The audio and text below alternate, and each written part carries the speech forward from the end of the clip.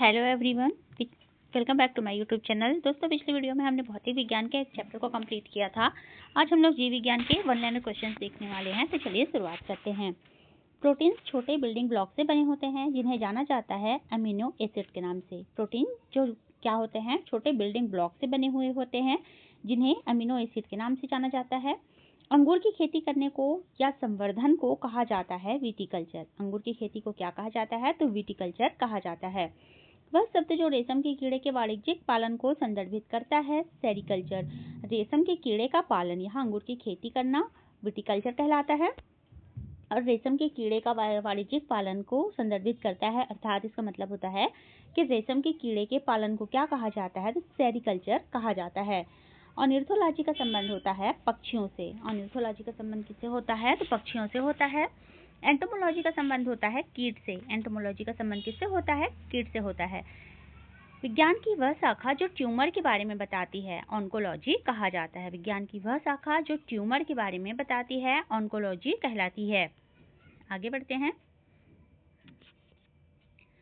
जीव की आंतरिक संरचना का अध्ययन करने वाला शास्त्र कहलाता है शरीर रचना विज्ञान। जीव की आंतरिक संरचना का अध्ययन करने वाला शास्त्र क्या कहलाता है? तो शरीर रचना विज्ञान कहलाता है। अगला क्वेश्चन है, चींटियों के अध्ययन को कहते हैं मर्मिकोलॉजी। चींटियों के अध्ययन क्या कहलाता है? मर्मिकोलॉजी कहलाता है।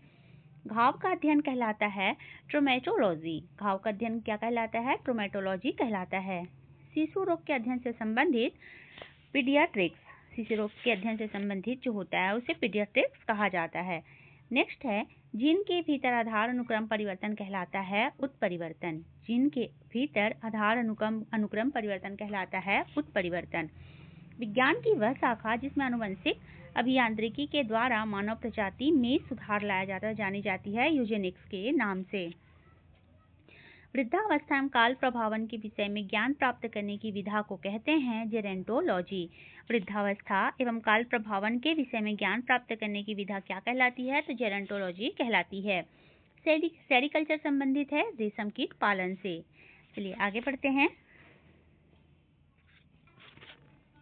अगला है, मधु के लिए मधुमक्खियों और छत्तों का पालन और रखरखाव कहलाता है एपीकल्चर। मधुमक्खी पालन को क्या कहा जाता है? एपीकल्चर कहा जाता है।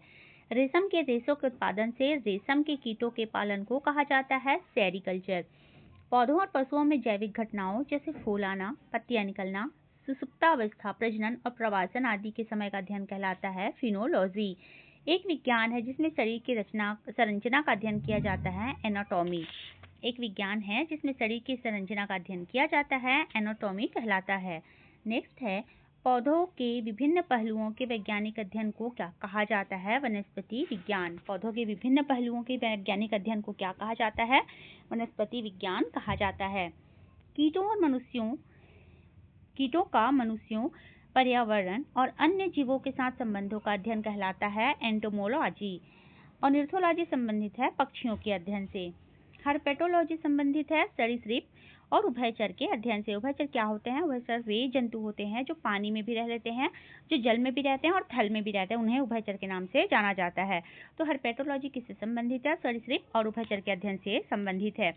दोस्तों, ये कोई आम क्वेश्चन नहीं है, ये किसी एग्जाम में पूछे गया क्वेश्चन है जो बहुत इंपॉर्टेंट है। जैसा कि आप देख सकते हैं, ज्यादातर क्वेश्चन इसमें SSC-GD के हैं, SSC-CGL के हैं, तो ये बहुत ही इंपॉर्टेंट क्वेश्चन है। चलिए आगे बढ़ते हैं।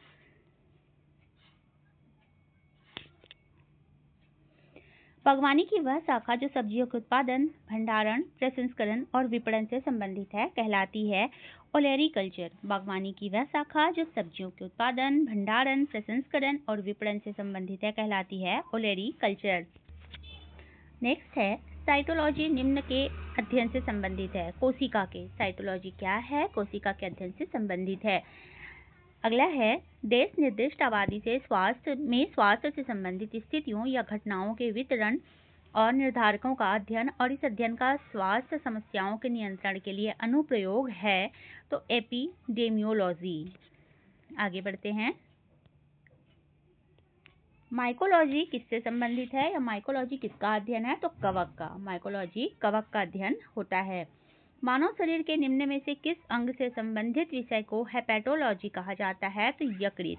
मानव शरीर के किस अंग से संबंधित विषय को हेपेटोलॉजी कहा जाता है? यकृत जो होता है उससे संबंधित विषय हेपेटोलॉजी के नाम से जाना जाता है। आर्द्र एवं नम वातावरण में उत्पन्न होने वाली काई जैसे प्राचीन पौधों के अध्ययन को कहा जाता है ब्रायोलॉजी। निम्न शब्द का अर्थ पालतू कुत्तों का वैज्ञानिक अध्ययन है, तो साइनोलॉजी। पालतू कुत्तों का वैज्ञानिक अध्ययन क्या कहलाता है? साइनोलॉजी कहलाता है। पेडोलॉजी विज्ञान है मिट्टी का। पेडोलॉजी किसका विज्ञान है? तो मिट्टी का विज्ञान है। चलिए आगे बढ़ते हैं। यहाँ पर दिया हुआ है जीवधारियों का वर्गीकरण। माफी चाहती हूँ। जीवधारियों का वर्गीकरण। कशेरुकी जंतु है सांप।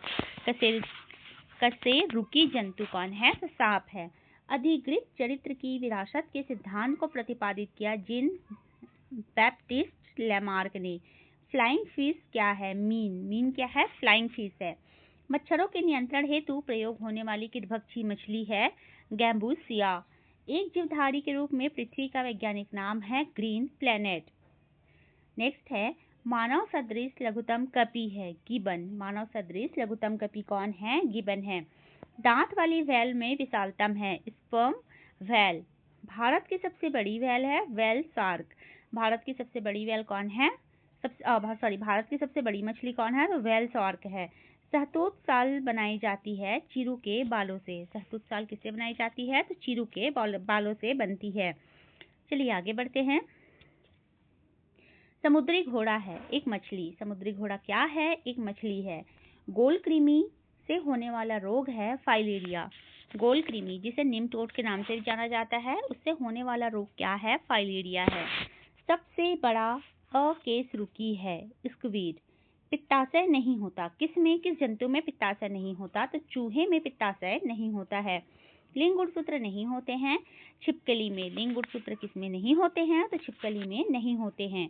कीट नहीं है मकड़ी। मकड़ी जो है वो कीट की कैटेगरी में नहीं रखा गया है मकड़ी को।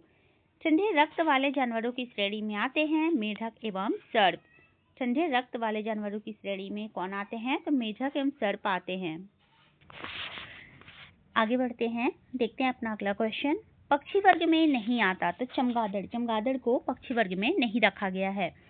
वह पंछी जो दुग्ध उत्पादित करता है कपोत। कौन सा पक्षी जो दुग्ध उत्पादित करता है? तो कपोत है। सर्वाधिक तेज दौड़ने वाला पक्षी है ऑस्ट्रिच। सर्वाधिक तेज दौड़ने वाला पक्षी कौन है? ऑस्ट्रिच है। खूर नहीं पाए जाते हैं गीदड़ में। गीदड़ में खूर नहीं पाए जाते हैं। वह जंतु जिसका मस्तिष्क उसके शरीर के अनुपात में सबसे बड़ा होता है तो चींटी का। वह जंतु कौन है जिसका मस्तिष्क उसके शरीर के अनुपात में सबसे बड़ा होता है? चींटी का। वर्गीकी संवर्ग के संदर्भ में स्तनपायी शब्द एक है वर्ग। नेक्स्ट है निम्न वर्गीकरण श्रेणियों में श्रेणी शेष 3 श्रेणियों की तुलना में वर्गीकरण पदानुक्रम में सर्वोच्च स्थान रखता है तो कौन सा है? गढ़ है। अगला क्वेश्चन है पंच जगत वर्गीकरण का प्रतिपादन किया गया हीथ टेकर के द्वारा। पंच जगत वर्गीकरण का प्रतिपादन किसके द्वारा किया गया है? तो हीथ टेकर के द्वारा किया गया है। अगला है निम्न जीव मोनेरा जगत से संबंधित है जीवाणु। निम्न जीव मोनेरा जगत से संबंधित है जीवाणु।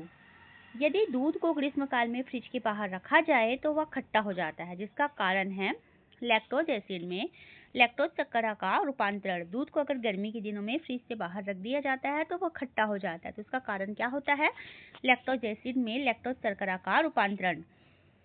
अगला है जिस वैज्ञानिक ने दर्शाया कि किण्वन सूक्ष्म जीवों के विकास के कारण होता है लुई पाश्चर। लुई पाश्चर ने बताया कि किण्वन जो है वो सूक्ष्म जीवों के विकास के कारण होता है। चलिए आगे बढ़ते हैं। जलीय जीवाणुओं का खाद्य स्रोत है फाइटोप्लैंक्टन। जलीय जीवाणुओं का खाद्य स्रोत क्या है? तो फाइटोप्लैंक्टन है। मोनेरा समूह में आता है जीवाणु। मोनेरा समूह में क्या आता है? तो जीवाणु आता है।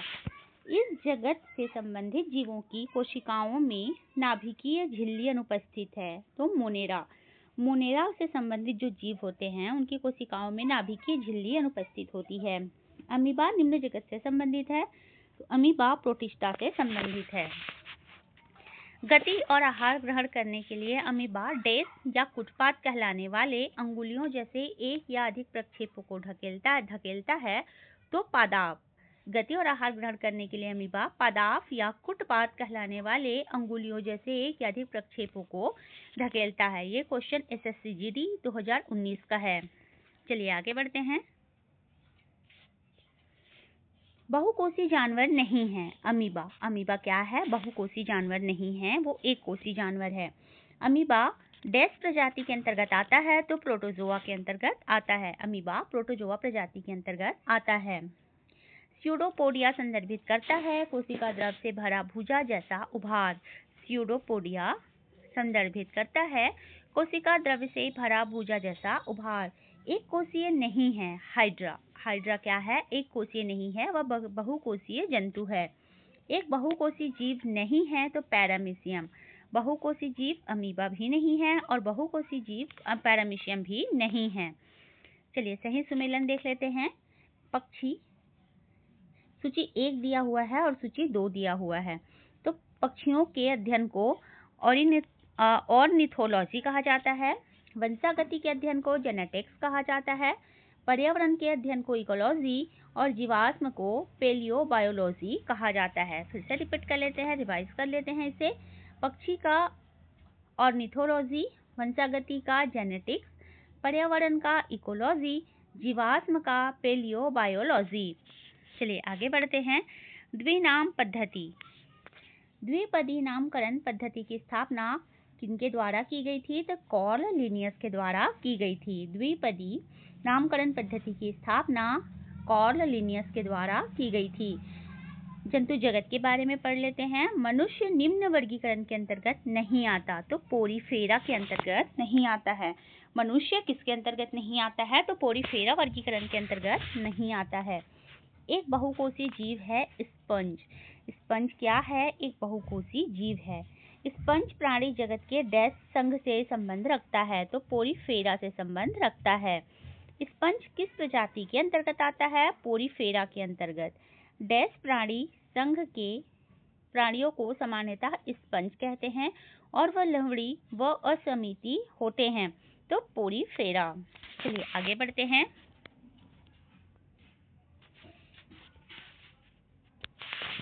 एक ऐसे जीव की पहचान कीजिए जो समकांतरण प्रदर्शित करता है। ओबेलिया। उस जानवर की पहचान करें जिसे द्विपक्षीय समरूपता नहीं है। नाइजेरिया। हाइड्रा जंतु जगत के निम्न संघ का उदाहरण है। सिलेटेंट्रा। प्राणी जगत के किस संघ में हाइड्रा, एडेम्सिया, फाइसेलिया और कोरल जैसे जंतु शामिल होते हैं?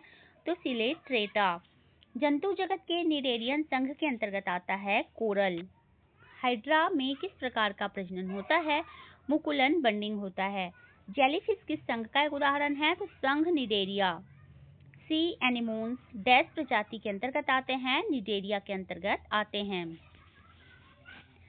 किस जलीय जानवर में पीछे चलने वाले टेंटेकल्स होते हैं? जेली मछली में। चलिए आगे बढ़ते हैं। प्लेटीहेल्मिथीन्स एनेमेलिया जगत के किस समूह में अखंडित द्विपार्श्विक रूप में सममित कोमल शरीर है जिनमें एक त्रिकोण की संरचना और किस प्रगुहा, कंकाल और गुदा से रहित होती है? तो चपटे कृमि। प्लेटीहेल्मिथीन्स में पाई जाने वाली एक विशेष उत्सर्जी कोशिका कौन सी है जो किडनी की तरह काम करती है तथा निस्पंदन के माध्यम से अपशिष्ट पदार्थ को हटाती है? उसे क्या कहा जाता है? तो उसे फ्लेम कोशिका कहा जाता है। प्लेटीहेल्मिथीन्स संघ के जंतुओं का शरीर ऊतक अंग स्तरीय संगठन दिखाता है। संघ से संबंधित जीवों को चपटा कृमि भी कहा जाता है तो पृथु कृमि संघ से संबंधित जीवों को चपटा कृमि भी कहा जाता है। तो चलिए दोस्तों, आज की वीडियो में बस इतना ही। मिलते हैं नेक्स्ट वीडियो में नए टॉपिक के साथ। तब तक के लिए धन्यवाद।